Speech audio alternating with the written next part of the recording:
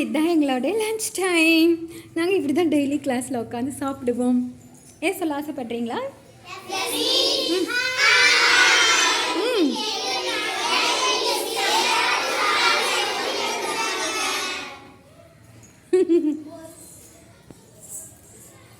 Hi friends, இன்னைக்கு எங்களுக்காக எங்க மிஸ் எங்களுக்கு பிடிச்ச தக்காளி சாதம் செஞ்சு எடுத்துட்டு வந்திருக்காங்க.